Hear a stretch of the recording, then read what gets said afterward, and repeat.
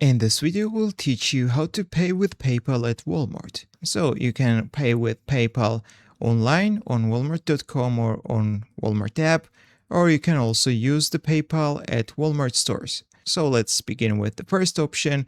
Go to walmart.com or Walmart app, or open the Walmart app on your device.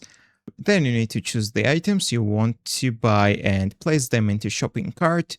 Click on Checkout button, and in the payment methods, select PayPal. Then you need to authorize, you need to enter your account credentials and log into your PayPal account and finalize the transaction. And if you are in the physical Walmart stores, you need to use PayPal card. So you need to have the PayPal card, swipe a physical PayPal debit card or PayPal credit card at the register.